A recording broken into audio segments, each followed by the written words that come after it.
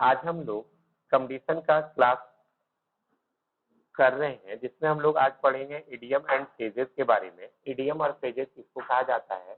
जैसे आप लोग हिंदी में मुहावरा और लोकोक्तियां पढ़े थे, जैसे हम लोग बोलते थे ना, नाच न जाने आंगन टेढ़ा, ठीक उसी प्रकार इंग्लिश में भी इडियम आता है, वन वर्ड सब्स्टिट्यूशन आता है।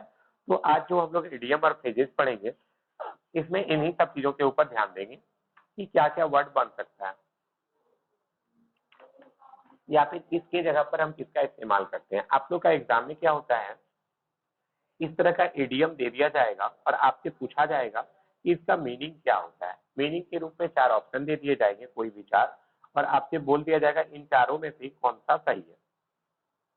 तो इसका आप थोड़ा भावार्थ तो सेम टू सेम नहीं मिलता, लेकिन हाँ, आप तुक्का थोड़ा सा मार सकते हैं और तुक्का सही भी हो जाता है। कैसे होगा समझते हैं।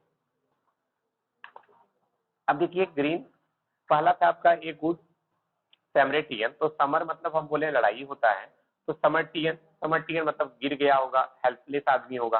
समर्टियन का मतलब हेल्पफुल पर्सन, सॉरी, जो दूसरों की मदद करता है, ए हेल्पफुल पर्सन, मददगार व्यक्ति को हम गुड समर्टियन बोलेंगे। एक योद्धा वही होता है जो दूसरों की मदद भी करता है। अगला है आपका एक ग्रीन हॉर्न। हॉर्न मतलब क्या होता है? मैंने बताया आपको, सिंग होता है। तो एक हरा सिंग तो कुछ हो नहीं सकता, लेकिन आप लोग जानते हैं हरा मतलब होता है कच्चा। कच्चा हम बोलते हैं ना कि भाई तुम कच्चा हो। तो इन एक्सपीरियंस मैन मतलब जिसको एक्सपीरियंस अभी किसी भी चीज का बहुत ज्यादा नहीं है, अनुभवहीन व्यक्ति। हिंदी हम नहीं दिखाएंगे, वो आप लोग बाद में देख लीजिएगा। एक grey area. Grey area, grey का मतलब क्या होता है? स्लेटी रंग। तो स्लेटी रंग वाला एरिया में क्या होता है? स्लेटी कहाँ होता है? जहाँ पे कादव होता है पूरा।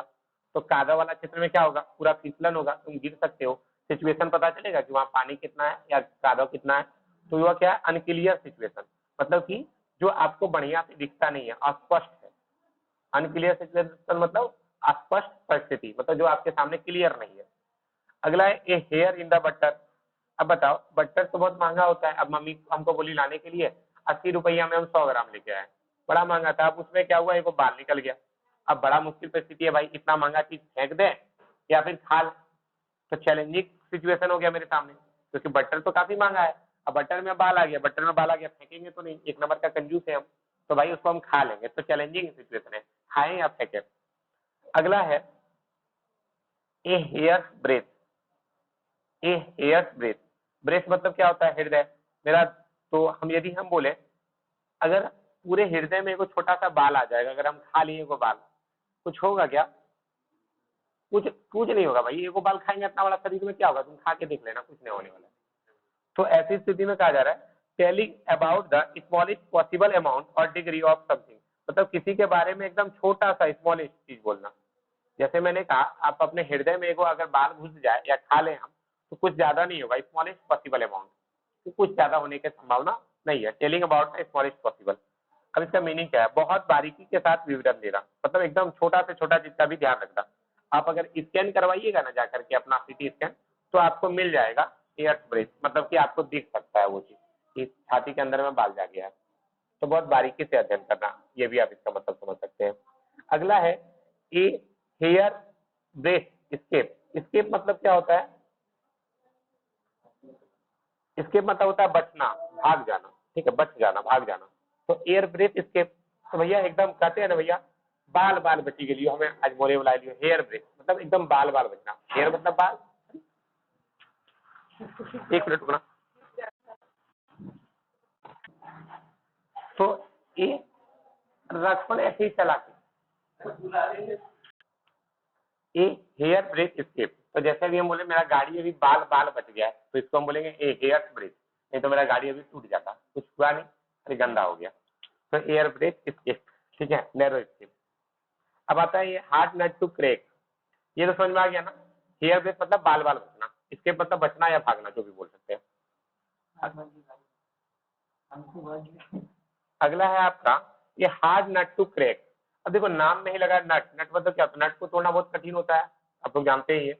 ये नट मतलब आप एक टाइप का समझ सकते हैं खाने वाला, जो नहीं आता है वैष्णो देवी का प्रसाद वगैरह में आता है, गोल गोल फोड़ के खाते हैं। तो ये हार्ड नट टू क्रैक, उसको तोड़ना बड़ा मुश्किल काम होता है। मम्मी हमको देती है ना, बोलते मम्मी छोड़ देने, खाने की जरूरत है, एक खाला बढ़िया भी खा नहीं रह जाए, काहे कि बहुत डिफिकल्ट टास्क है उसको तोड़ना, बड़ा मुश्किल लगता है। लोढ़िया तोड़ी लोगी तब जाके फूटेगा, तो डिफिकल्ट टास्क। जो डिफिकल्ट टास्क हो, चैलेंजिंग चीज हो, उसको बोलते हैं हार्ड नट टू क्रैक। अगला है आपका ये हॉर्नेट नेस्ट। अब देखो हॉर्नेट मतलब क्या बताए थे अभी हम कि हॉर्न या हॉर्नेट, तो हॉर्नेट नेस्ट, नेस्ट मतलब क्या होता है घोंसला। क्या सिंह के ऊपर घोंसला बनेगा क्या? सिंह के ऊपर घोंसला बना सकता है? नहीं बनेगा, अरे गिरा देगा तुझसे बेलवा मार दीजिए। तो एन अनप्लीजेंट सिचुएशन, अनप्लीजेंट मतलब ऐसा चीज जो हो नहीं सकता, उसी चीज को बोला गया है ये हॉर्नेट नेस्ट, ठीक है, अनप्लीजेंट सिचुएशन। अब देखो ये हॉट पोटेटो, एक दिन क्या हुआ, हम मम्मी को बोले मम्मी खाने तो बहुत भूख लग रहा है, मैं बोली गरम गरम आलू आया दे ना खाने, जल जाएगा तुम। तो हॉट पोटेटो मतलब कॉन्ट्रोवर्शियल इशू, खाएं या नहीं खाएं, इतना गर्म आलू है कि खा ही नहीं सकते हम। तो हॉट पोटेटो मतलब कंट्रोवर्शियल इशू। इसका मीनिंग समझा लेते हैं। हाँ ये सब मुहावरा ही एक टाइप का आपका चलता है। जैसे कि मान लेते हैं कल बादल पतले भी आए उधर से, देखो हम शादी में गए थे और उधर से क्या हुआ, सपोज निशिकांत दुबे भी आ गए। आप दोनों एक साथ, दोनों अलग अलग दरवाजा पे। अब जो उस घर का मालिक है उस कंफ्यूज किसको लेने के लिए जाए, बादल पतले को लेने जाएंगे तो निशिकांत दुबे नाराज हो जाएगा, निशिकांत दुबे को लाने जाएंगे तो बादल पतले नाराज हो जाएगा। तो इसी को बोला जाता है हॉट पोटेटो। वो दिमाग लगाया जाकर के चल गया बाथरूम, कोई टेंशन नहीं, खत्म कहानी। तो ये सब बोलते हैं कंट्रोवर्शियल इशू, कि क्या करें समझ में नहीं आ रहा। हॉट पोटेटो बहुत गर्म मामला, कहते हैं बहुत गर्म मामला है। अब आता है ये हाउस ऑफ कार्ड। अच्छा कार्ड का घर बन सकता है क्या? ताश का पत्ता का, ताश का पत्ता का घर बनाओगे, हम फूक मार देंगे तो क्या होगा, उड़ जाएगा। तो इनसिक्योर स्कीम, ऐसा स्कीम जो कि इनसिक्योर है। अब जैसे कल ही हमको एगो कोई बता रहे थे, एगो टाटा AIA नाम की एक कंपनी है जिस, हाँ टाटा AI नाम की ये इंश्योरेंस करवाती है। इसमें ये बताया गया था हमको कि अगर आप 20,000 रुपया सालाना जमा करते हैं, ठीक है, 12 साल तक, तो 12 साल के बाद आपको 32,000 टका महीना मिलेगा। कितना महीना? 13 साल तक 20,000 रुपया सालाना जमा करो, 12 साल तक, मैंने बर्तनी 24, 2,40,000 जमा कर दो। उसके बाद तुमको आने वाले 13 सालों में तुमको 32,000 रुपया महीना मिलेगा। बहुत प्रॉफिटेबल सौदा है। लेकिन हम जब नेट पे जाके चेक किए तो लिख दिया प्राइवेट कंपनी। अब इन्वेस्ट करना सही है? नहीं। तो यानी कि ये क्या है, हाउस ऑफ कार्ड है, इनसिक्योर स्कीम है, उसमें पैसा लगाना सही है? नहीं सही है, ध्यान रखिएगा। वहाँ कटल थोड़े लॉक नहीं किया तुमने? चलो बढ़िया बात है, नहीं किया तो बहुत बढ़िया है, फिर उसका चलिए ठीक है। तो ये तो समझ में आ गया ना, ये हाउस ऑफ कार्ड। अब आता है एक किक इन द टीथ, एक kick in the teeth. Kick मतलब क्या होता है, इस दांत मेरा टूट गया या जो भी है तो क्या होगा, ग्रेट डिसअपॉइंटमेंट। इसका मीनिंग समझ लेते हैं एक बार क्या दिया हुआ है। तो बड़ी असफलता, सॉरी हाँ ठीक है, बड़ी असफलता ये दिया हुआ। हाँ अब इसका मतलब समझते हैं, एक किक इन टीथ। अब कोई मारा एक बार कस के मेरा मुक्का, किक मतलब क्या होता है, मारना। और टीथ मेरा दांत क्या हो गया, टूट गया, उछल गया मेरा दांत।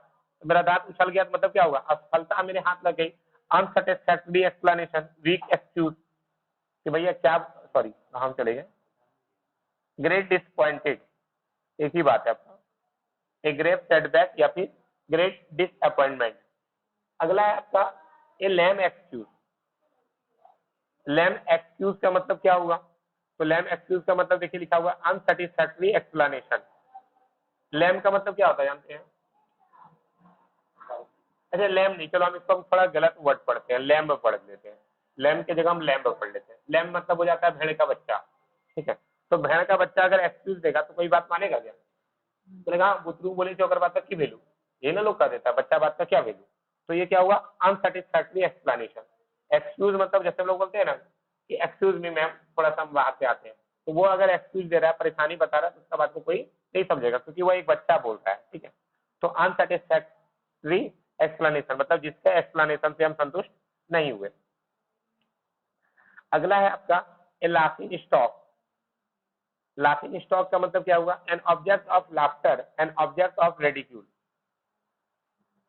मीनिंग समझते हैं, मीनिंग दिया हुआ है हंसी का पात्र, लाफिंग स्टॉक। अब एगो दोस्त से हम मिलने के लिए गए तो कुछ भी होता है हर बात का मजाक बना देता है, तो हंसी का पात्र बन जाता है। ये लाफिंग स्टॉक, जिससे मिलो तो हमेशा हंसी आ जाए, जैसे कि शिवम हमेशा क्रिस को राधा राधा करके चिढ़ाते रहता है, तो ये लाफिंग स्टॉक हो जाएगा। तो ठीक है, ए लर्न पैच, ए लर्न पैच क्या है?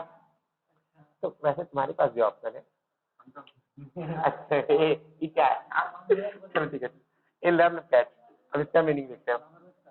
ए अभी देखो स्पेलिंग गलत पढ़ा जा रहा है, लीन है लिखा हुआ, सॉरी, ए लीन पैच। अब हम लीन को हम गलती से क्या पढ़ दिए थे, अभी लर्न पैच पढ़ दिए थे ना, तो ये गलती पढ़े नहीं थे, जान के पढ़े थे। लर्न पैच मतलब जिसको पैच पैच लगता है, पढ़ना बेकार चीज लगता है। पैच मतलब एक टाइप का आप बोल सकते हैं कीचड़, पिछलना, गंदगी, इस तरह का वर्ड आता है। तो पैच पैच जिसको पढ़ना पसंद नहीं है, तो उसका परफॉर्मेंस कभी अच्छा होगा क्या? उसका परफॉर्मेंस भी अच्छा नहीं होगा। तो लीन पैच मतलब जिसका परफॉर्मेंस अच्छा नहीं होता। अब क्रिस को बोले डांस करने के लिए, डांस करने आता ही नहीं है, तो लीन पैच। अब आता है a left handed compliment. Left handed compliment का मतलब देखिए क्या दिया हुआ है, पहले हिंदी देख लेते हैं। प्रशंसा के रूप में, सीधा सीधी वे में बताया, आप लोग को पता ही है मैं लेफ्ट हैंडर हूँ, उसके बाद भी आप लोग को अच्छा पढ़ा देता हूँ, खराब तो नहीं पढ़ाता हूँ मैं भी। तो an ambitious compliment, insulting remark appearing as praise. इसका मीनिंग आपका लिखा हुआ है प्रशंसा के रूप में, ठीक है, प्रशंसा के रूप में अपमानजनक टिप्पणी। अरे बाप, मतलब कि क्या बोले, सर तो बहुत अच्छा पढ़ाते हैं लेकिन वो बायां से लिखते हैं। तो यही चीज हो गया, प्रशंसा के रूप में अपमानजनक टिप्पणी। मतलब प्रशंसा भी कर दिया, तुरंत बोल दिया क्या सर तो लेफ्ट हैंडर है, क्या पता हो सकता है लेफ्ट हैंड से खाते भी होंगे। तो प्रशंसा तो तुम कर नहीं रहे हो, साथ साथ क्या किए, थोड़ा अपमानजनक टिप्पणी भी कर दिए। अगला है आपका a leopard can't change its spot. Leopard किसको बोलते हैं? लेपर्ड का मतलब कोई बताएंगे? नहीं पता। लेपर्ड मतलब आपका होता है चीता, या क्या बोल सकते हैं उसको, चीता बोलो, बाघ बोलो, उस टाइप को लेपर्ड बोलते हैं, ठीक है। आप लोग सुने ही होंगे कि लेपर्ड, तेंदुआ, तेंदुआ शुद्ध हो जाएगा। तो a leopard can't change it spot, कि भैया लेपर्ड जो है अपना जो स्पॉट रहता है, उस पर जो धब्बा धब्बा बना हुआ रहता है, उसको चेंज नहीं कर सकता। तो इट इज इम्पॉसिबल, जो चीज कभी चेंज नहीं हो। क्या कभी लेपर्ड, कोई तेंदुआ अपने पीठ पर जो बने निशान है उसका व्हाइट और ब्लैक या फिर ग्रीन और येलो, उस निशान को चेंज कर सकता है? नहीं चेंज कर सकता है। अगर नहीं चेंज कर सकता है तो क्या बोलेंगे, it is impossible for one two change character. कोई भी व्यक्ति अपने कैरेक्टर को चेंज नहीं कर सकता। अब हम एक की बात है, चलिए छोड़िए, सीधा से हम एक आदमी से हम कल मिलने के लिए गए थे, हमको लगा उसका कैरेक्टर काफी बदल गया होगा, लेकिन जब का तब 2 साल के बाद मिले तो ये उसका कैरेक्टर वही था। तो हम बोलेंगे a leopard can't change its spot, a leopard can't change its spot, कि लेपर्ड का स्पॉट कभी भी चेंज नहीं हो सकता है। अब आता है ए लिटिल बर्ड टोल्ड मी। लिटिल बर्ड मतलब छोटी चिड़िया, छोटी चिड़िया ने मुझसे कुछ कहा।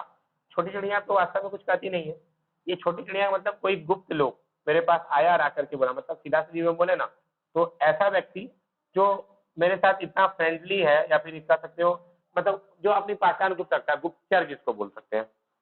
ए लिटिल बर्ड टोल्ड मी मतलब गुप्तचर, use to indicate that a speaker know something but choose to keep the identity of their information secret.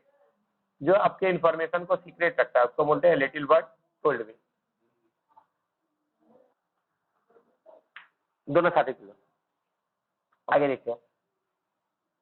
अब आता है a little goose of gratitude. तो लिटिल बर्ड मतलब क्या हो गया, ए लिटिल बर्ड टोल्ड मी मतलब हो गया ये गुप्तचर, सीधा सा भी बोले तो जो आपकी बातों को गुप्त रखता है, सीक्रेट इंफॉर्मेशन देता है। अगला है a little goose of gratitude. तो लिटिल गुस ऑफ ग्रेटिट्यूड मतलब फ्रेंडली फीलिंग, मतलब जिसके साथ थोड़ा दोस्ताना व्यवहार हम लोग कर सकते हैं, ठीक है। अब आता है ए लाइव वायर। ए लाइव वायर मतलब क्या हो गया, लाइवली एंड एक्टिव। जैसे कि हम बोल सकते हैं कि भैया वो वायर जो है एकदम नंगा है, जिंदा है। इसका मतलब क्या है, जो अपने जिंदगी को बहुत एक्टिव तरीके से जी रहा है। एक दो आदमी को देखा, तुम बाइक चला रहा होता है ना, एकदम पागल जैसा बना रहा होता है, एग्जाम्पल की। तो लाइव वायर मतलब कुछ नहीं, एकदम बिंदास होकर के चल रहा है, कोई टेंशन ही नहीं है। तो लाइवली एंड एक्टिव उसको बोलेंगे लाइव वायर। चलिए आगे पर बढ़ते हैं। ए लॉन्ग शूट, कहते हैं मैंने बहुत लंबा शॉट मारा। तो little chance of success, little chance of success, देखो इसका होना चाहिए था लिटिल चांस ऑफ सक्सेस दे दिया, बड़ा चांस होना चाहिए था। नहीं नहीं, यहाँ देखिए आप, a long shot, a long shot little chance of success. हाँ, अब चलिए आगे देखते हैं। ए लॉट ऑन योर प्लेट। अब देखो, अब एक जगह हम खाना खाने के लिए गए, अब राजीव मेरे बगल में बैठल था, वो भी अपना प्लेट में बहुत सारा चीज लेके बैठ गया। A lot on your plate मतलब प्लेट में बहुत सारा खाना लेकर के बैठ गया। तो to have a large number of problems to deal with, having many responsibilities. इसका मतलब ये नहीं है कि प्लेट में खाना लेके बैठ गया, ये सब इडियम्स है, ये थोड़ा सा भावार्थ बदल के बताता है। इसका मतलब है कि उसने बहुत सारी रिस्पॉन्सिबिलिटी ले ली। बात समझ में आई? A lot on your plate मतलब हैविंग मैनी रिस्पॉन्सिबिलिटी, जिसके माथे पे बहुत सारी रिस्पॉन्सिबिलिटी आ गई हो। अगला है ए मैन ऑफ लेटर। एक आदमी जिसके पास बहुत सारा लेटर है। तो बहुत सारा लेटर तभी हो सकता है जब वो इस तरह का काम करता होगा। तो प्रोफेशिएंसी लिटरेरी आर्ट या स्कॉलर। अब इसका मतलब क्या हुआ? स्कॉलर का मतलब जो बहुत विद्वान आदमी है। स्कॉलर मतलब क्या होता है? विद्वान। वही लोगों के पास इतना सारा लेटर हो सकता है। अब एक हम गए थे, राजेंद्र भैया का घर गए थे, बाप रे, पूरा पीछे में हमको लगता है 100 को मेडल लटका होगा, और सब उनका खुद के द्वारा अर्जित किया गया था। इस सब का तो मेडल का बात ही नहीं पूछो, वो वाला जो भी देते हैं सम्मानजनक के लिए रूप में, बहुत सारा चीज था। आप लोग भी शायद सुने ही होंगे उनका नाम। चीन भी घूम के आए हैं, राष्ट्रपति से भी अवार्ड मिला है उनको। सत्संग कॉलेज जाइएगा और अगर कुछ दिक्कत होगा तो उनका नाम लीजिएगा, आराम से काम हो जाएगा। अगला है आपका ए man of spirit is, A man of spirit. इसका मतलब होता है ए वेरी कॉर्जियस मैन। देखो इसको हम ऐसे समझो, स्पिरिट को हम गलत पढ़ते हैं स्प्राइट। स्प्राइट और माउंटेन ड्यू का प्रचार में क्या होता है? डर के आगे जीत है। मतलब वो आदमी बहुत साहसी है, बाइक वाले करके कहीं भी चढ़ जाता है। तो ए मैन ऑफ स्पिरिट को स्प्राइट ही पढ़ो। ए man of Sprite, very कॉर्जियस man. कॉर्जियस का मतलब तुमको जानना पड़ेगा, साहसी आदमी। कॉर्जियस का भी मतलब जानना पड़ेगा। स्प्राइट लेकर के जो आदमी पड़वा पर चढ़ जाता है, मैंने बहुत साहसी है वो, ठीक है। अरे वो सब प्रचार में बनाता है, वास्तव में वो लोग नहीं करता। वो लोग हरा पर्दा पे चढ़ता है और वहां पे दिखा देता है कि पहाड़ वहाड़ है, ठीक है। वो सब वीएफएक्स की मदद से किया जाता है। अब चलो आगे देखते हैं। ए man of straw. A man of straw. Straw मतलब क्या होता है? स्ट्रॉ से पानी तो पियोगे तुम लोग, या पेप्सी वगैरह स्टाइल मारने के लिए। तो अच्छा बताओ, पेप्सी हम बहुत ध्यान रहता है क्या? अरे रियल में बोले तो हम तो वही करते हैं, पेप्सी लगा करके पीते हैं, लेकिन देख लेते हैं अगल बगल में कोई नहीं है, स्ट्रॉ फेंके एक बार में गिरता पूरा पार। ये अधिकतर कोई किए होगे तुम लोग भी। तो उस स्ट्रॉ में जान होता होगा नहीं, लेकिन पीने में मजे नहीं आता, जान रहता ही नहीं है। तो a man of no substance, a weak person. जो वीक पर्सन है उसी को बोलते हैं ए मैन ऑफ स्ट्रॉ। दिखावा कर रहा है, वास्तव में उसमें जान नहीं है। शहरी बाबू लोग पीता है, सबका एक मुक्का मारना फेंका जाएगा। तो ए मैन ऑफ स्ट्रॉ मतलब वीक पर्सन। अगला है ए मेयर नेस्ट। अब मेयर मतलब क्या होता है पता है? मेयर मतलब शायद गधा या गधी होता है, ठीक है। तो अच्छा बता, गधी का घोंसला है। गधी का घोंसला देखे हो गया? वो अलग हो गया, ये अलग हो गया। मेयर मतलब शायद गधी होता है। तो गधी का नेस्ट, गधी का नेस्ट हो सकता है। ये जटिल और भ्रामक स्थिति। तो ए मेयर नेस्ट मतलब क्या हो गया? एक डिफिकल्ट कॉम्प्लिकेटेड सिचुएशन। कि भैया ये क्या है? कॉम्प्लिकेटेड सिचुएशन है, क्योंकि गधी लोग का नेस्ट नहीं हो सकता है। नेस्ट मतलब क्या हो गया? घोंसला। चलिए एक पे जो आज और चलता है, इंग्लिश ही पूरा कर देते हैं। वही हो गया, ऐसा चीज नहीं हो सकता है। डिफिकल्ट चीज, जटिल या भ्रामक स्थिति, ठीक है। और ये हम हिंदी आप लोग को इसलिए नहीं पढ़ा रहे हैं क्योंकि हिंदी पढ़िएगा ना आप लोग, डायरेक्ट हिंदी याद कीजिएगा। आपको समझना इंग्लिश है ना, तो इंग्लिश से समझिए। नहीं होता है तो घर में आपके पीडीएफ में पूरा दिया हुआ है, पढ़ लीजिएगा फिर।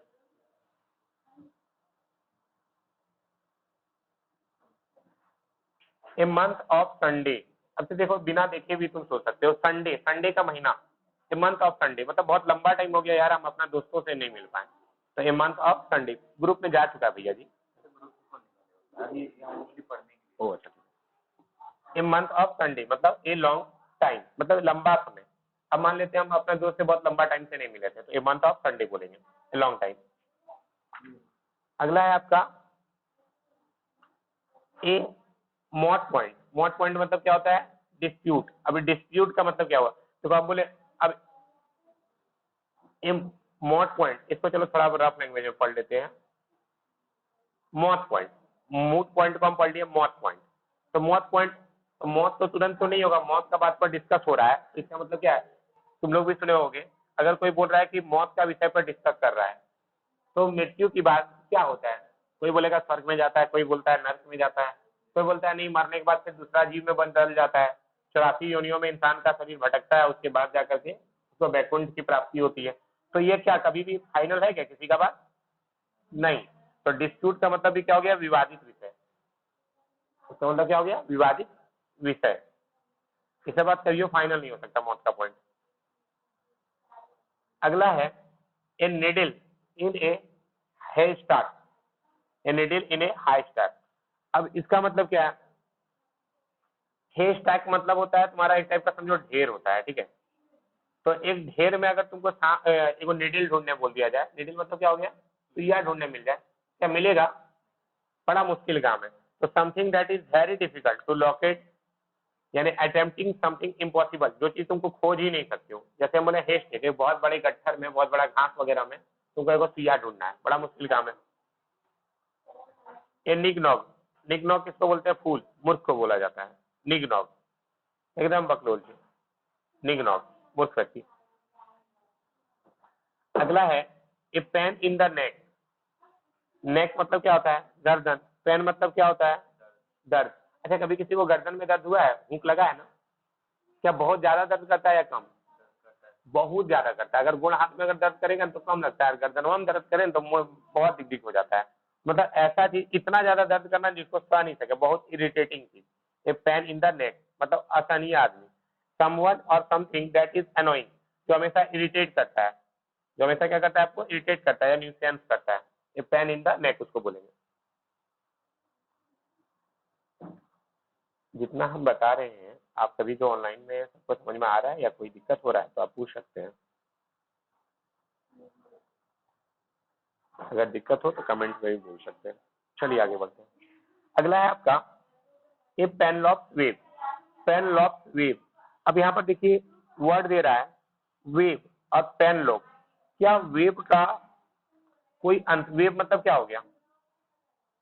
नेट पे आप लोग चलाते हैं, कहते हैं ना वेब ब्राउजर चला रहे हैं। क्या ब्राउजर पे अगर हम पलटाते जाते हैं कोई पेज, क्या अंत होता है क्या? कितनों तुम साइट खोलो, कोई साइट का अंत नहीं। अगर पढ़ाई का ही टॉपिक खोलो इंग्लिश का, इतना यूट्यूब पे वीडियो दे देगा तुम खत्म नहीं कर पाओगे। तो ये क्या हो गया? पेनलॉप वेव मतलब एंडलेस, जो एकदम क्या हो? एंडलेस हो, चलता रहे, कभी खत्म नहीं होने वाला। अगला है आपका a penny for your thought. A penny for your thought, इसका मतलब क्या होगा? थॉट मतलब क्या होता है? विचार। और पेनी, पेनी मतलब जो परेशान करने वाला हो, मतलब a way of asking what someone is thinking, पूछने का यह तरीका कि कोई क्या सोच रहा है। A way of asking what someone is thinking. अब जैसे कि अभी हम यहाँ बैठे हैं, कुछ नहीं खाता, अभी आकर के बैठ गए, लोग का दिमाग में चल रहा होगा सर कब स्टार्ट करेंगे, पूछे या नहीं पूछे। तो ये सारा जो चीज, जो कंफ्यूजन चल रहा है, उसी को बोल रहे हैं पेनी फॉर योर थॉट, मतलब कोई क्या सोच रहा है या पूछने का तरीका। चलो आगे देखते हैं। ए पिक्चर, एक picture paint a 1000 word. A picture paint a 1000 word, इसका मतलब क्या हुआ? मतलब एक पिक्चर को पेंट करते हैं तो उसमें हजारों शब्द आपको दिख जाएंगे। मतलब एक चित्र में हजारों चित्र। An image of a subject convey its meaning more effectively than a description does. मतलब सीधा सा भी बोले, एक तस्वीर हजारों बातों को कह देता है। आप लोग एक बार पिक्चर बहुत फेमस हुआ था। अच्छा चलो दूसरा एग्जांपल लेते हैं। उसमें पिक्चर में ये दिखाया गया था, एक गिद्ध है और उसके आगे में एक बच्चा है, बच्चा अब तब मरने वाला है, और गिद्ध उसका इस बात का इंतजार कर रहा है कब वो बच्चा मरे कि उसका लास्ट को मैं खा लूं। ये पेंटिंग बहुत महंगा बिका था, करोड़ों में बिका था, और लास्ट में जिस आदमी ने इस पेंटिंग को बनाया था, वो आदमी आत्महत्या कर लेता है। आप पढ़ सकते हैं नेट पे उसका पूरा, क्योंकि वो इतना पैसा कमाया, उसको लगा कि यार हमको उस दिन फोटो खींचने के बजाय उसकी मदद कर देनी चाहिए थी। ठीक है, तो खैर वो ही चीज है आपका ए पिक्चर पेंट ए 1000 वर्ड्स, कि एक पिक्चर बहुत सारी बातों को कह देता है। पिकासो की पेंटिंग मोनालिसा की आप लोग सभी ने देखी है। मोनालिसा की पेंटिंग अगर आप रोते हैं, उसका ओरिजिनल पेंटिंग, फोटो वाला नहीं बोल रहे हैं, जो ओरिजिनल पेंटिंग है वो करोड़ों की पेंटिंग है। अगर आप उस पेंटिंग को देखेंगे, अगर आप रो रहे होते हैं तो मोनालिसा आपके साथ रोती हुई नजर आएगी, अगर आप हंस रहे हैं तो मोनालिसा आपके साथ हंसती हुई नजर आएगी। ठीक है, उसका हाँ इल्यूजन वाला बाइंडिंग। अगला है a piece of cake. A piece of cake, अब बोले अरे जा तो राजीव एगो केक लेके आना, एक टुकड़ा केक ला सकता है ना राजीव आराम से, कोई टेंशन नहीं है। हाँ सर, कितना आसान टास्क दिया, टुट्टी ला देंगे, कौन बड़ा बात है। ए पीस ऑफ द पाई, अब क्यों बोले ए पीस ऑफ द पाई, कि अभी वो लड़का बोल रहा है कि पाई पाई में सर हिस्सेदारी होगा, तुम 80% बेसी खाया था, वो 80% कम खाया था, तो एकदम पाई पाई का हिसाब रखता है वो लड़का, मतलब ए शेयर इन द मनी और बिजनेस। आप तो सुने हो ना, कोई कोई बोलता है वो लड़का पाई पाई का हिसाब रखता है, तो पाई पाई का मतलब कि एकदम पक्का पक्की शेयर रखता है। अगला है आपका ए रेनी डे।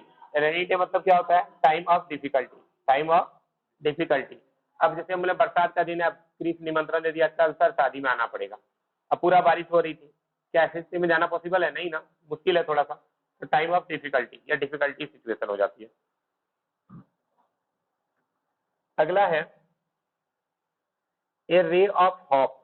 हॉप मतलब क्या होता है, आशा, अरे मतलब किरण, तो आशा की किरण सीधा सा वे बोले तो आशा की किरण कब हो सकता है, मान लेते हैं हमको पूरा डिफिकल्ट टास्क दे दिया, सक्रिय कल सर शादी में तो आना ही है, तो ए रेनी डे बहुत डिफिकल्ट टास्क था, तभी उधर से राजीव क्या किया, अपना कार लेके आ गया, बोला सर जाना है क्या क्रिस का शादी में, चलिए कार से चलते हैं, तो मेरा काम आसान हो गया, आशा की को किरण दिखी, क्या आप आसानी से जा सकते, कार में जाएंगे दिखेंगे नहीं, तो a ray of hope, something that provide a small amount of optimism in a difficult situation, किसी डिफिकल्ट सिचुएशन में किसी की मदद थोड़ी सी, ठीक है, उसी को बोलेंगे ए रे ऑफ हॉप। तो जो जब राजीव मेरे पास कार लेकर के आया तो मुझे एक आशा की किरण दिखाई दी। ए रेड लेटर डे, रेड मतलब लाल अक्षरों वाला दिन, तो आप लोग पढ़े होंगे जब 15 अगस्त स्वतंत्रता का दिन था, उसको बोला जाता है इसे लाल अक्षरों में लिखा जाएगा, मतलब एक इंपॉर्टेंट डे है, एक खास दिन है, तो ए रेड लेटर डे उसको बोलेंगे। ठीक है, आगे बढ़ते हैं। अगला है a red rag to a bull. Red rag to a bull, इसका मतलब क्या होगा,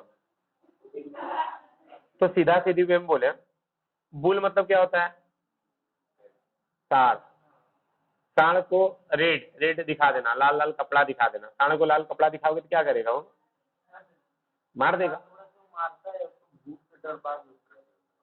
जो भी है लाल कपड़ा दिखाने के बाद सांड एकदम पूरा लड़ने के लिए दौड़ता है। हालांकि ये बात कितना सच है वो नहीं पता, बट आप लोग देखे होंगे टीवी वगैरह में हमेशा दिखाया जाता है कि सांड को अगर लाल कपड़ा दिखा दोगे तो मारने के लिए दौड़ेगा। तो N object utterance or act which is certain to provoke someone, जो क्या कर रहा है, ये बता रहा है कि किसी को भी मतलब अपने आप जाके घुस जाना लड़ाई वाला चीज में, ठीक है, मुसीबत को न्योता देना। N object utterance or act which is certain to provoke someone, तो भैया आपको यूट्रेंस और प्रोवोक का मतलब जानना पड़ेगा कि भाई इसका मतलब होता है मुसीबत को न्योता देना। ठीक है, वर्ड आप ध्यान रखिएगा और ये सब वर्ड लिख लीजिएगा, बाद में आप लोग अपनी कॉपी पर इन सारा को उतारिएगा, नहीं तो याद कभी नहीं होगा। और हिंदी उतार, ये दोनों का इंग्लिश ही उतारना है, हिंदी नहीं उतारिए, छोड़ दीजिए चलेगा। अगला है ए रोलिंग स्टोन गैदर नो मोर। ए रोलिंग स्टोन गैदर नो मोर, तो इसमें क्या बोला जा रहा है, तो ए रोलिंग स्टोन गैदर नो मोर, तो ए person who doesn't settle in one place, एक ऐसा पर्सन जो किसी प्लेस पे सेटल नहीं है एक लंबे टाइम से, तो रोलिंग स्टोन गैदर्स नो मोर, और स्थिरता से कभी भी सफलता नहीं मिलती। अब एक स्टोन है जो कि हमेशा रोल करते रहता है, पत्थर, स्टोन मतलब क्या होता है, पत्थर, पत्थर जो हमेशा घूमते रहता है, अगर घूमते रहेगा तो कहीं पर भी वो टिक पाएगा नहीं, तो वही कह रहा है a person does not settle, जो सेटल नहीं हो पाता है किसी एक भी प्लेस पे। अगला है आपका ए रोटेन एप्पल। रोटेन मतलब क्या होता है, सड़ा हुआ एप्पल, तो सड़ा हुआ सेब कह रहा है, सड़ा हुआ सेब किसको बोलते हैं, ए सिंगल बैड पर्सन और थिंग ए ग्रुप, ऐसा पर्सन जिसका ग्रुप जो है बड़ी बेकार है, बैड पर्सन, बुरी संगत। ए रोटेन एप्पल मतलब बुरी संगत, जैसे आप लोग बोलते हैं ना एक सड़ा सेब पूरे सेब का टोकरी को खराब कर देता है, एक सड़ा आम पूरे आम को खराब कर देता है, तो रोटेन एप्पल मतलब एक सिंगल आदमी पूरा ग्रुप को खराब कर देगा। सड़ा हुआ, रोटेन मतलब सड़ा हुआ, ये सब मुहावरा है। ए सेकंड काव, ए सेकंड काव मतलब इसका मतलब क्या होगा, काव का कोई निंदा कर सकता है क्या, सेकंड मतलब होता है अनिंदनीय। ए सेकंड काउ मतलब गाय की निंदा नहीं कर सकते कभी, तो इसीलिए इसको बोला है ए सेकंड काउ, यानी a reliable person, sorry a person never to be criticize, जिसको कभी भी क्रिटिसाइज नहीं किया जाता, वो हमेशा आगे ही बढ़ेगा। किसी का भी एग्जांपल ले लो, नरेंद्र मोदी, क्रिटिसाइज नहीं कर सकते उसका, तो ए सेकंड काउ बोलेंगे उनको। A safe pair of hand, कि सुरक्षित हाथ में कोई जोड़ा दे दिया जाए, तो सुरक्षित हाथ किसको बोलेंगे, जिस पर बहुत ज्यादा भरोसा हो, तो रिलिएबल पर्सन, जिस पर बहुत भरोसा है। A person who can be trusted to do something efficiently, मतलब ऐसा पर्सन जिस पर बहुत ज्यादा भरोसा किया जा सकता है। अगला है ए सी चेंज। सी चेंज मतलब क्या हो गया, अच्छा समुद्र कभी चेंज करेगा क्या, ए सी चेंज, अगर बोल रहा है समुद्र ही पूरा चेंज कर जाए, सी चेंज, तो इसको बोलेंगे पूर्ण परिवर्तन, जो बिल्कुल बदल जाए, कंप्लीट ट्रांसफॉर्मेशन। अरे यार तुम तो बिल्कुल बदल गया, बच्चा में देखे थे जब तुम 2 साल का था एक कटकटी दिखता था, अभी तो तुम्हारा शादी भी हो गया, तुम्हारा बुजुर्ग इतना बड़ा हो गया है। तो इसी चेंज, ये मतलब होता है समुद्र बदल गया, तो समुद्र बदल गया मतलब पूरा का पूरी कंप्लीटली बदल गया, कुछ पता ही नहीं चलता है उसमें, इसी चेंज। सीधा सा भी बोले, हमको अगर 12th वाला अगर आशीष के रूप में देखोगे ना, तो 1 नंबर का बिगड़ल पुत्र दिखेंगे, अभी के रूप में देखोगे तो एकदम अलग हो जाता है। चलो ठीक है, तो सी चेंज हो गया आपका। A shoot in the arm, a shot in the arm, इसका मतलब क्या हो गया, उत्साहवर्धक प्रोत्साहन, मतलब इनकरेजिंग स्टिमुलस, ठीक है, कि भाई तुम कोशिश करो, तुम पार जाओगे, तुम भी शॉट नहीं मार सकते, ऐसा हो सकता है, इतना अच्छा बॉडी है। लास्ट देख लेते हैं, ए साइड फॉर सोर आइज। सोर आइज मतलब क्या होता है, ठंडक, मतलब आंख की ठंडक, जैसे कि कोई पर्सन को देखते हैं ना, तो ऐसी स्थिति में हमको क्या लगता है कि भाई ठंडक मिल गई, ठीक है, जैसे कि आप बोल सकते हैं माँ को अपने बेटी को देख करके लगता है। चलिए आज इतना ही रहने देते हैं, कल आपका क्लास थोड़ा लंबा लेंगे। Thank you so much, bye see you. इसको लेकिन कल आपको पूरा का पूरा कर लेना है, ये ध्यान रखिएगा, ज्यादा क्वेश्चन है भी नहीं, बस मैंने 46 से लेके 91 तक पढ़ाया है, इसको कंप्लीट कर दीजिएगा।